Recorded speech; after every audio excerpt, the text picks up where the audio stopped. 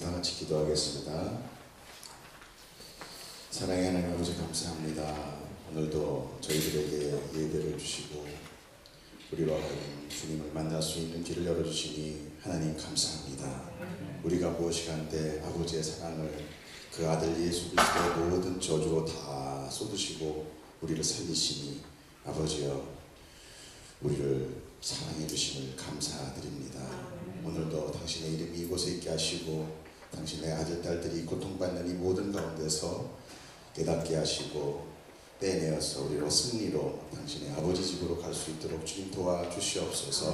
모든 것 감사드리며 우리 주 예수님 이름으로 기도드렸사옵나이다. 아멘. 네, 여러분 축복합니다. 제가 감기가 와서 근데 또 우리 목사님이 너무 잘 인도를 해주셔가지고 이제 내가 내려올 때가 됐다. 우리 목사님 잘해주셔서 감사합니다. 제가 또 하나님의 말씀 전하는 자로서 몸 관리 제대로 못한 거에 대해서 좀 죄송하고 여러분들도 죄송합니다. 참 우리 인간이라는 게 나약해요. 그 조그만 보이지도 않는 감기 그 균이 지 마음대로 들어왔다 나갔다 들어와서 지 하고 싶은 대로 다 하다가 지 싫으면 수주머니 나가고 우리는 그렇게 연약한 존재들입니다. 그래서 우리는 하나님 붙드는 거예요. 우리 성경 가운데 오늘도 들으시는 또 진리가 여러분에게 깨닫는 그런 은혜가 있도록 축복합니다. 오늘 본문은요, 예수님께서 사람들에게 가르침을 마치신 후다 이렇게 상황 설명하고 계세요. 그러나 마태복음에서도 보면은 이 똑같은 이야기가 주님이 산에서 가르치고 내려온 그 산상수훈 다음에 붙어 있습니다. 그래서 이 평지수훈이나 산상수훈을 같은 사건 아니냐 이렇게 보는 학자들도 있지만 우리는 예수님의 가르침을 딱 한 번만 예수님이 말씀하셨다고 생각하면 안 돼요. 예수님이 딱 오늘 말했으니까 나 더 이상 복제 안 해. 나 한 발 또 안 해. 이게 아니라 예수님은 지속적이고 반복적으로 가르치신 거예요. 산에서도 복이 있는 자여 죽어라 가르치시고 나서 평지 내려오니까 또 제자들이 그들을 쫓아왔단 말이죠. 그리고 다시 한번 또 복에 대해서 말씀하시면서 좀 더 깊이 나갔죠. 이제 원수로 사랑해라 이렇게 말씀하십니다. 여러분 이렇게 예수님은 계속 반복적이지만 조금씩 더 깊게 들어가십니다. 왜 그래요? 우리로 하여금 그만큼 조금씩 성장시키시는 거예요. 난 그렇게 못하는데요. 괜찮아요. 우리의 노력과 성령님의 노력, 하나님의 열심으로 우리를 만드실 줄 믿습니다. 아멘. 어떻게 아버지는 아들한테 뭐라 그래요? 내가 너가 잘 될 줄 믿는다 그렇게 말씀하잖아요. 그죠? 아버지가 자녀한테 갖는 그걸 믿음이라고 해요. 믿음. 내가 그 아들에 대해서 내가 너 잘 될 줄 믿어. 자녀들도 그렇게 얘기하죠. 난 너 잘 클 줄 믿어. 그 믿음, 그 아버지의 믿음이 내 믿음으로 들어오는 것, 이게 믿음이에요. 이해 가셨어요 지금? 하나님의 믿음, 하나님이 우리를 향한 내가 너 자녀 삼을 거야 라는 그 믿음이 우리에게 전가되어 내가 아버지의 아들이 된다는 거예요. 하나님의 믿음은 하나님이 워낙에 권능자시잖아요. 못하시는 게 없잖아요. 그러니까 우리같이 부족한 사람은 내가 너 믿어 그래도 다 못해주지만 우리 인간의 힘은, 그러나 하나님은 전지전능하시기에 당신의 믿음을 우리에게 완전하게 100% 이루실 거다라는 거죠. 자, 그러므로 오늘 이 마치다라는 단어, 말씀을 마치고 마치다라는 단어, 에플레로센이라는 뜻은 성취하다라는 거예요. 하나님께서, 예수님께서 당신의 복음 사역을 성취한다라는 의미죠. 예수님께서는 몰려든 제자와 사람들에게 말씀을 가르치시며 복음을 성취하셨다.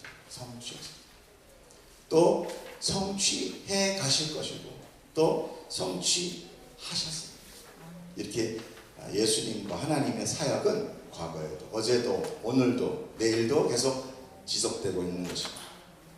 그 옛날 이스라엘의 옛날 고대 근동에 그때 잠깐 예수님 오시고 그때 잠깐 하나님 오시고 끝난 사건이 아니라 오늘도 지금 우리에게 지속되고 있는 사건이다라는 것을 여러분 깨닫기를 축복합니다. 자, 성경은 오늘 본문을 통해서 두 가지의 기적을 보여주고 있어요. 그 첫 번째는 뭐였습니까? 백부장의 종을 고치시는 것입니다.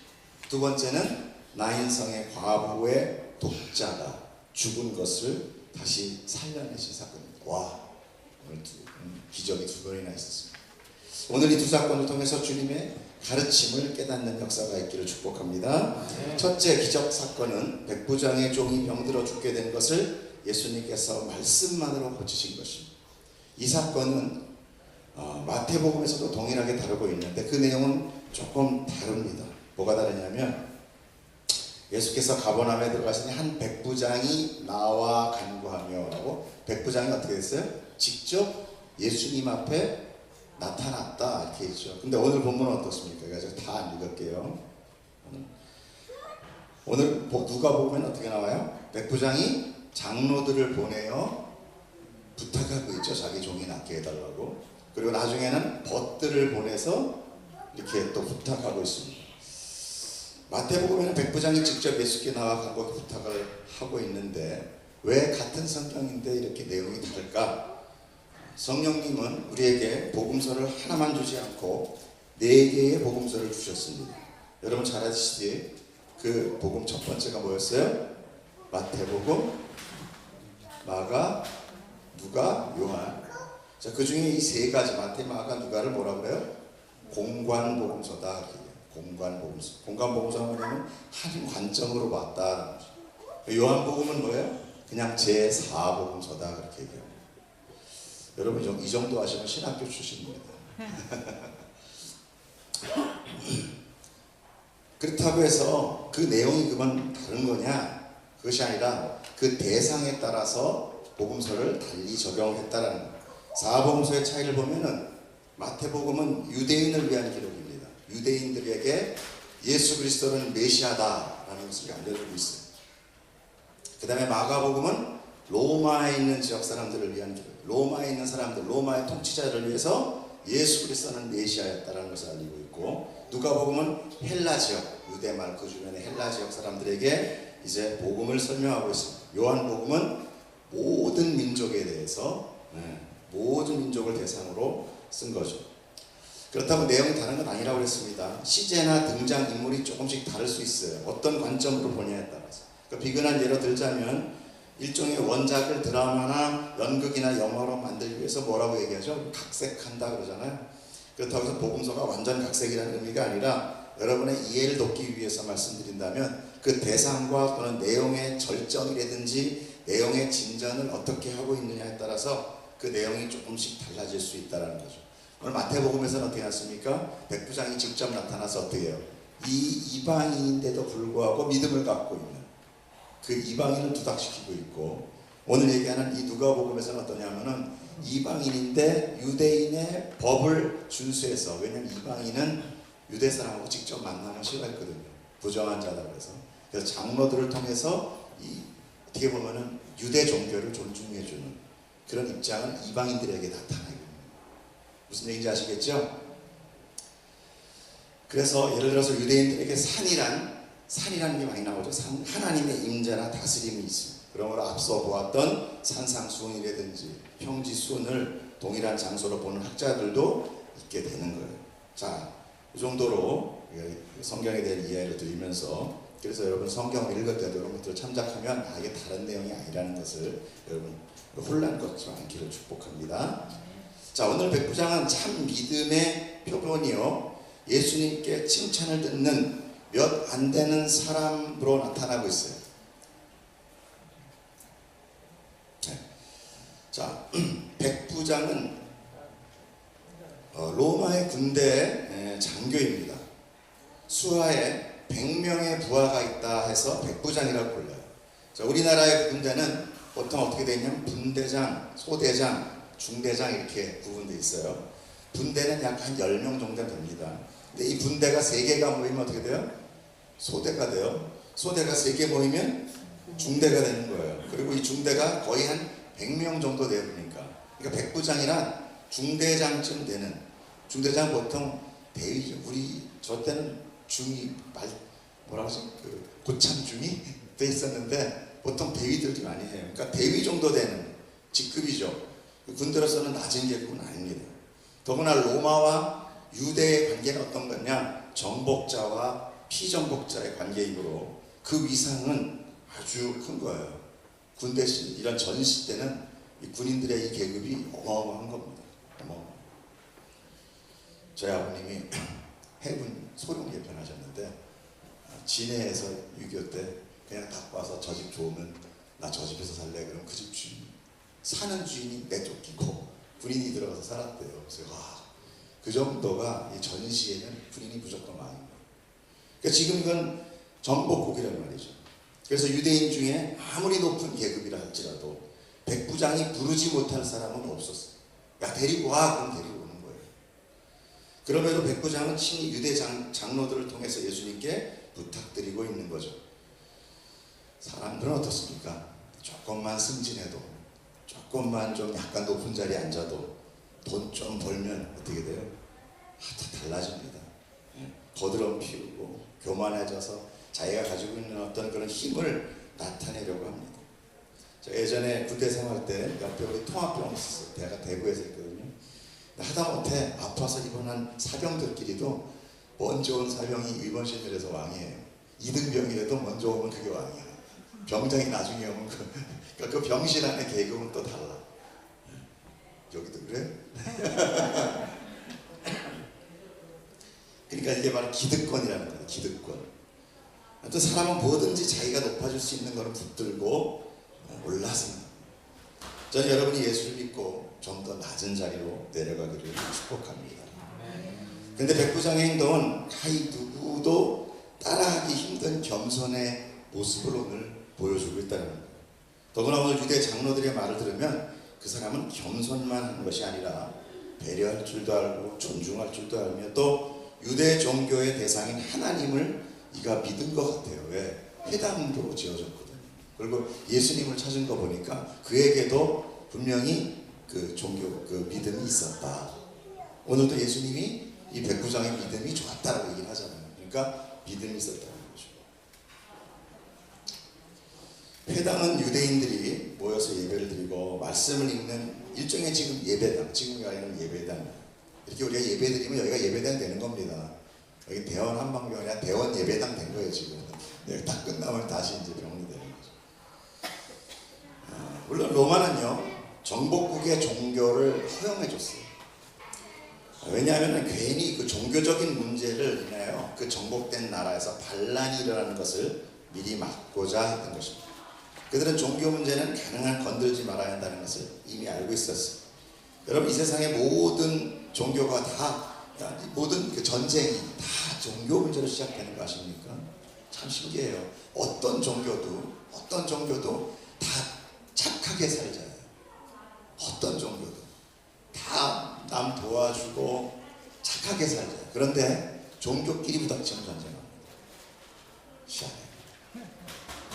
이 종교와 이슈는 그만큼 강력하고 깨뜨리기 힘든 인간만의 자존심의 철옹성 같은 것이 되어버린 거죠. 자, 그래서 장로들은 그가 우리 민족을 사랑하는 자라고까지 주님에게 칭찬을 하고 나서는 여러분 그런데 유대 장로가 예수님을 정말로 메시아로 믿었다는 그런 말씀이 성경에 나옵니까? 유대 장교가 예수님을 믿지 않아요. 메시아로 믿지 않는다는 거예요. 결국은 장로나 제사장이나 이런 지도자급이 다 예수를 십자가에 죽이라고 이야기하는 그 본체가 됩니다. 뭐만 얘기하는 거예요 지금? 예수님의 기적만 지금 보고 달려드는 거죠. 일단 유대 장교가 나서서 예수님께 병치유를 간구하고 있음을 볼 때 그 종도 아마 유대인이었을 거라고 저는 추정합니다. 그리고 백부장이 종을 사랑함은 그 종이 주인에게 소중한 자였기 때문이다. 백부장이 그냥 종을 무조건 사랑한 것이 아니라 그 종이 백부장에게 소중한 사람이 되었다는 거죠. 이것은 성경에 나와 있는 새 번역본에 똑같은 건데 번역본만 다른데 새 번역에 이렇게 나와 있어요. 읽어주세요. 시작.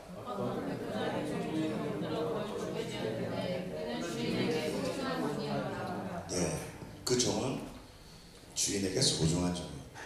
여러분도 예수님에게 소중한 자 되기를 축복합니다. 그가 열심히 노력하고 상전을 잘 따라 순종하여서 그가 소중한 종이 되었기에 그는 사랑받는 자가 된 것입니다. 아무리 백부장이 선한 자라 할지라도 자기의 명을 따르지 않고 불순종하는 종을 사랑하진 않습니다. 자, 백부장은 벗을 보내서 친히 오신, 예수님께서 친히 오신도도 마다하면서 자신도 남의 수하에 있고 즉 로마의 군인이며 또 내 밑에 부하들이 있어서 내가 명령하면 행동하는 대로 다 행동하니까 주님도 명령만 하십시오, 말씀만 하십시오. 그러면 우리 종이 병이 날 겁니다. 이렇게 얘기합니다. 예수님께서 그 백부장의 믿음을 깜짝 놀란 거죠. 여기서 놀라다라는 의미는요, 원어의 성경의 단어를 보면 기이하게 여기다라는 뜻이에요. 기이하게. 신기하네, 이렇게. 큰 믿음에 감동했다기보다는 순간 예수님께서 의아했다는, 야, 저 사람이 저런 믿음을 갖고 있나, 이런 거죠. 물론 그 믿음을 칭찬받을 만한 믿음이었던 건 사실이에요. 예수님이 직접 말씀하셨으니까. 그러나 예수님도 하나님이기 때문에 그 사람의 마음도 또 잘 알았을 거예요. 그 사람이 가짜로 얘기하는지 아니면 진정으로 얘기하는지. 그러나 그가 어떻게 이런 믿음을 갖게 되었는지는 모르지만 그런 예수님의 칭찬을 받는 자가 된 것입니다. 저와 여러분도 이와 같이 주님께 칭찬받는 믿음 되기를 축복합니다. 자, 여기까지가 누구나 말씀을 통해서 이야기할 수 있는 내용이에요. 여러분들이 아마 많은 데서 백부장의 믿음을 따라 살자로 여러분들이 다 들으셨을 겁니다. 그래서 저는 오늘 여기서 반전을 갖고 싶어요. 제가 이 반전 때문에 오늘 사탄이 제 목을 공격하고 있는 것 같은 생각이 들어요. 잘 들으십시오.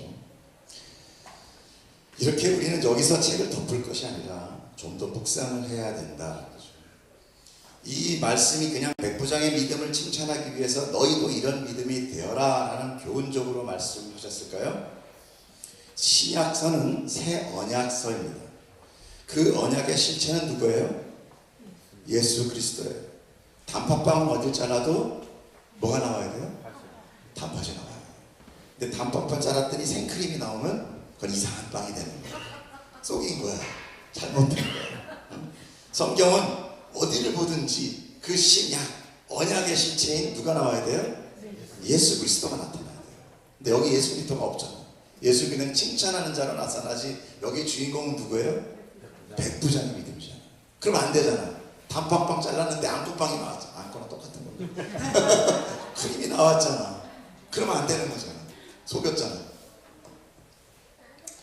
여러분, 백부장은 분명 로마 군대장으로 유대를 통치하는 자입니다.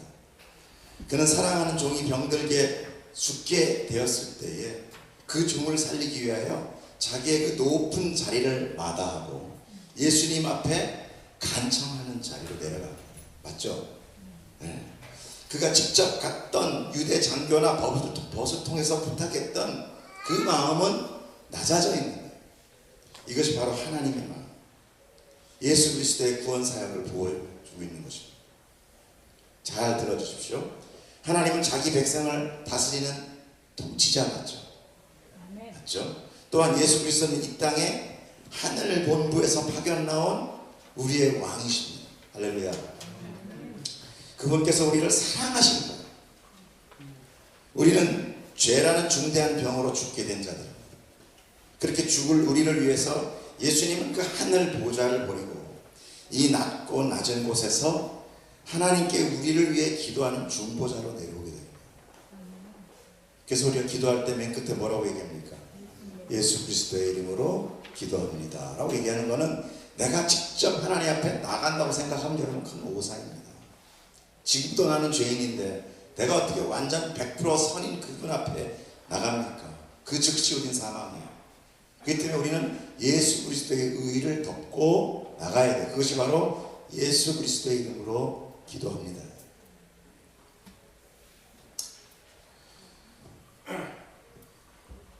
하나님께서는 예수 그리스도의 낮고 험한 십자가를 통해서 성령을 보내심으로 우리를 생명의 길로 인도해 주고 계시는 것입니다.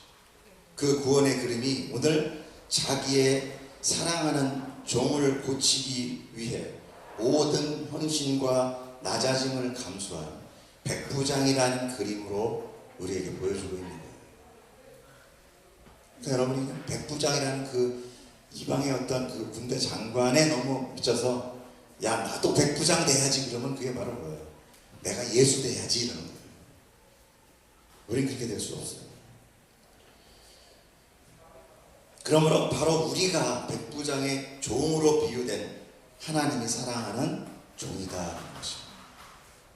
특별히 종이라는 단어는요, 둘로스라는 거고, 그 둘로스라는 내용은 노예라는 거예요. 노예는 주인에게 소모품 것 같습니다. 만약에 병들거나 아프면 그냥 버리는 거예요. 그렇게 소모품인 그 종을 위해서 주인이 그 소모품의 자리로 내려갑니다. 그 노예의 자리까지 내려갑니다.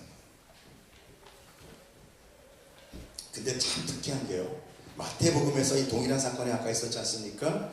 그 사건 기록할 때 거기도 종이라는 말이 나오잖아요. 그 종의 단어를 이 아까 지금 우리가 누가복음에서는 둘로스라는 노예라는 단어를 썼는데, 그 마태복음에서는 파이스라고 해가지고 아들이라는 단어를 쓰고 있다는 거예요. 놀랍죠? 그 백부장의 아들 이렇게 나와요. 하나님의 아들이 누굽니까? 예수 그리스도. 그리고 우리를 예수 그리스도를 통하여 당신의 자녀를 삼으시고 계시죠. 이렇게 굳이 아들이라는 단어를 쓰고 있는 것은 이 이야기가 하늘 아버지가 자기 아들을 통하여 세상 속의 아들들을 구원하고 있다는 거예요. 저와 여러분, 우리는 하나님의 아들입니다. 그래서 하늘에 계신 우리 아버지라고 기도하잖아요. 누군 또 어머니라고 기도한다더라. 어머니가 됐든 아버지가 됐든 어찌됐건 우리 부모로 기도하잖아요. 하지만 하나님께서는 단 하나의 아들만을 두셨다고 했잖아요. 그죠? 그러므로 예수님을 뭐라고 불러요? 독생자라고 부른단 말이죠. 그러므로 우리가 아들이 되기 위해서, 내가 하나님의 아들이 되기 위해서는 어떻게 해야 됩니까? 바로 제가 늘 말씀드리는 바로 그리스도와 연합이 되어야 됩니다. 하나 돼. 내가 너희 안에, 너희가 내 안에. 그래서 우리는 예수님 안에 들어가서 작은 예수로서 구원을 받는 거예요. 내 이름이 아니라. 이것이 구원의 원리입니다. 연합되어 예수 안에 구원받게 하신 놀라우신 하나님의 계획. 그래서 우리가 아무리 죄가 많고 허물이 많아도 내 선함이나 내 믿음이 아니라 예수님의 믿음과 순종으로 그분과 하나 되어 내가 구원을 받게 됩니다. 그래서 백부장의 믿음이 그 종을 낫게 하는 것이지 종의 믿음이 아니라는 거예요. 여러분, 종이 뭘 했습니까? 잘 보세요. 종이 뭐 했어요? 종이 뭐 백부장한테 가서 예수님 좀 받아 불러달라고 얘기했겠어요? 종이 한 거 아무것도 없어요. 백부장이 다인 거예요. 예수님도 백부장의 믿음에 놀라였지 종의 믿음에 놀라지 않았다. 우리가 종이란 말입니다. 하나님 우리 믿음 보고 구원하시는 게 아니에요. 예수 그리스도의 믿음 보고 우리를 구원하시는 거예요. 그저 종은 병으로 죽을 수밖에 없는 존재라는 것이죠. 그렇게 죽을 수밖에 없는 존재인 내가 예수 그리스도의 희생으로 살아나게 되는 것, 이것이 바로 기독교 구원의 논리인 것입니다. 이걸 여러분들이 믿고 이 자리에 앉아 계십니다. 그런데 이거를 백부장의 믿음이 높고 훌륭하니 우리도 이 백부장의 믿음을 따라 살자라고 한다면 그것은 결코 복음이 될 수 없는 거예요. 여러분, 그렇게 나가면, 성경을 그렇게 풀면 그때부터 나는 뭐가 돼요? 이 복음이 나를 자유케 하고 내 짐을 가볍게 하는 것이 아니라 그때부터 짐 되는 거예요. 여러분, 그렇게 살려면 예수님한테 칭찬받으려고 여러분이 산다고 생각해 보세요. 그때부터 죽음이에요. 죽음. 얼마나 힘들어요. 칭찬받아야 되니까. 우리가 백부장의 믿음만큼 노력해서 그 수준에 올라야 한다는 것은 짐입니다.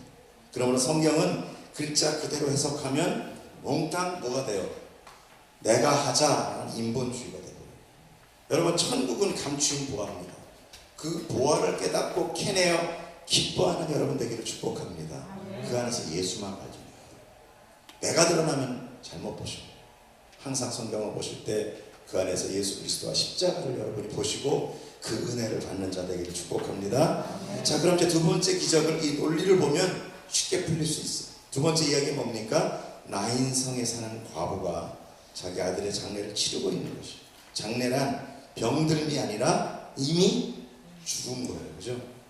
그러므로 앞에 종은 병들어 죽어가는 거의 죽은 자로 나타나고 있고, 두 번째는 뭐예요? 좀 더 발전해서 이제 나인성 과부의 독자는 죽은 자로 나타나는 거예요. 우리의 우리. 이제 우리는 죄로 죽을 거고 이미 죽은 자예요. 이걸 얘기하는 거예요 지금. 넌 지금 죽을 놈이 아니 죽었어. 바로 구원받기 전에 우리의 상태, 거의 죽거나 이미 죽은 자들이라는 것이죠. 거의 죽다라는 것은 뭐예요? 이제 숨만 붙었지만 곧 죽을 자라는 의미잖아요. 거의 없다라는 거예요. 없는 거죠. 죄송합니다. 그러므로 종은 죽은 거와 같았던 자라는 것입니다. 자, 성으로 들어가던 예수님께서 그 장례의 모습을 보시고 또 그 장례가 어떤 것인지를 들으신 다음에 예수님은 불쌍히 여기심을 받습니다. 불쌍히 생각을 하시고 죽은 독자를 살려내시는 거죠. 여러분, 과부란 무엇입니까? 남편이 없는 여자입니다. 고대 근동에서 여자가 홀로 산다는 것은 죽음과 같았어요.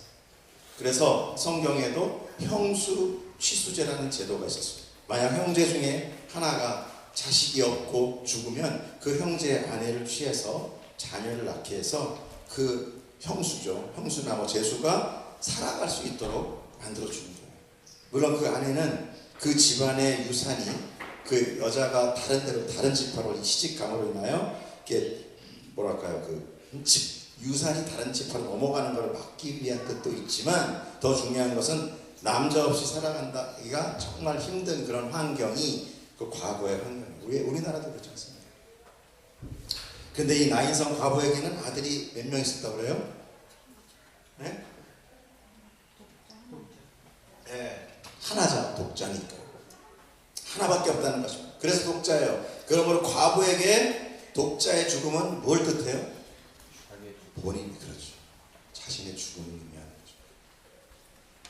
그 모습을 예수님이 보시고 말씀하시고 13절 한번 읽어주세요. 시작.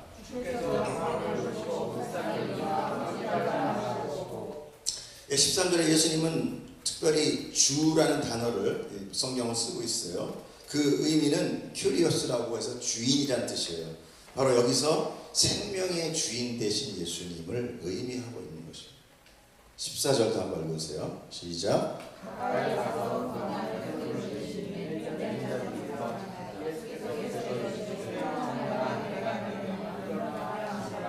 네. 자, 주님은 가까이 가셔서 그 관에 손을 대셨다고 합니다. 지난번에 제가 나병 환자에게 손을 대어 치료하시는 그것에 대해서 설명해 드린 적이 있었죠. 네?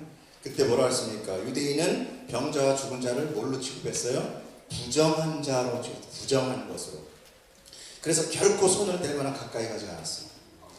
예, 그런데 예수님께서는 그 부정한 자의 부정함을 자기의 부정함으로 전가하셨다. 그게 바로 십자가의 도예요. 십자가가 뭡니까? 대속사건이잖아요. 내 죄를 대신 죽으신 사건이잖아요. 어느 목사님이 그러더라고요. 이 사람이 정말 대속이라는 이 은혜를 깨달으면 이 예배하는 모든 사람이 다 기절하고 있어요. 기절 안 하는 거 보면 뭐가 뭐지? 그게 뭐야? 대속은 뭐고 뭐야? 근데 자기가 정말 사형수가 돼가지고 이제 죽느냐 사느냐 눈 가리고 있는데 내가 대신 죽어줄게, 그러면 그 사람은 안 되는 거죠. 그 전까지는 몰라요. 여러분, 참 우리는 몰라요. 그렇게 예수님은 이 부정함을 만져서 그 부정함을 전가받아 십자가에 대속하여 죽으시는 구원사역을 이루시는 것입니다. 그래서 오늘 내용도 주님은 나인성 과부의 독자의 죽음의 부정을 당신이 가져가시고, 즉 그 죽음을 당신이 가져간 거예요. 자기가 죽는 거예요. 그리고 독자를 살려내신 것입니다. 그러므로 이 기적 역시 구원의 메시지예요. 그 모든 부정을 떠안고 죽으시는 예수 그리스도의 사역을 의미하고 있는 것입니다. 또한 주님은 하나님의 독생자로서 하나님의 전부와 같아요. 이 지금 나인성 과부의 그 아들이 전부인 것 같죠. 하나님은 당신의 백성을 사랑하시고 구원하시고자 당신의 전부를 들여 우리를 사랑하신 거예요. 우리를 구원하신 거예요. 여러분, 이것이 오늘 절절하게 여러분 안에게 느껴지기를 저는 축복합니다. 아멘. 내 것도 지금 주머니에 얼마 있어요? 나 다 줘봐. 그러면 벌써 절절하잖아. 얼마 남겨놓게 되잖아. 전부를 준다는 거는요, 그건 불가능한 거예요, 인간에게. 근데 내가 하나님을 사랑한 것이 아니라 하나님이 먼저 우리를 전부를 주셨단 말이에요. 이렇게 앞서 말씀드린 바와 같이 독생자 예수와 연합된 우리는 모두 그래서 하나님의 독자가 되는 거예요. 죄로 인해 죽은 독자를 하늘의 독자가 와서 모든 저주를 전가받아 대신 다른 독자가 살아납니다. 이것이 하나님의 한량없는 은혜입니다. 그럼 여러분, 이 모든 은혜가 여러분에게 정말 살아나는, 느껴지는, 체험되는 놀라운 축복이기를 권합니다. 그래서 16절의 사람들의 반응과 고백 속에 구원의 의미를 사람들이 자기도 모르게 나타내고 있어요. 그것이 16절에 한번 읽어주세요. 읽어서 시작. 모든 사람이 두려워하며 하나님께 영광을 돌려 이르되 우리 가운데 일어났다 하고 또 하나님께서 자기 백성을 돌보셨다. 하나님은 이렇게 당신의 영광, 당신의 구원의 그 영광을 사람들의 입을 통하여 이렇게 나타내게 하고 싶어 하십니다. 하나님의 독특한 그 특성 중에 하나님 그냥 영광의 본체시긴 하지만 늘 우리로 하여금, 피조물로 하여금 당신의 영광을 나타내기를 하나님은 원하십니다. 그분이 성품이에요. 그래서 우리가 찬양을 하고, 그래서 예배를 드리고 하나님 앞에 나와 할렐루야 이렇게 하겠어요. 우리의 목적은, 삶의 목적은 원래 그거예요. 근데 우리는 나를 위해서 더 열심히 살잖아요. 그래서 일주일에 한 번 짬내서 여기 와서 할렐루야. 그건 좀 아닌 것 같다, 그죠? 오늘 우리를 향한 하나님의 사랑과 예수님의 은혜를 깨달아 여러분 경험하기를 저는 축복합니다. 나를 위해 하늘 보좌 버리고 내려오신 예수님, 부정한 나를 하늘 아버지의 독자로 만드시는 그 하나님의 사랑, 이것이 십자가의 은혜로 여러분 귀결되는 것인 줄 믿으시길 축복합니다. 기도하겠습니다. 사랑의 하나님 아버지, 감사합니다. 우리가 무엇이 한데 정말 이렇게 하나님의 전부를 드려 우리를 구원하시고 우리를 사랑하시고 우리를 붙드시고, 하나님 아버지의 사랑을 모르고 그저 천방지축 자랑하는 저희들, 하나님께서는 그저 사랑의 눈동자로만 바라보시니 하나님 불쌍히 여겨주시옵시고 오늘도 그 은혜로 우리가 또 한 걸음 주님 앞에 가까이 나아갈 수 있도록 주여 도와주시옵소서. 너무 감사합니다. 주 예수님 이름으로 기도되었사옵나이다. 아멘.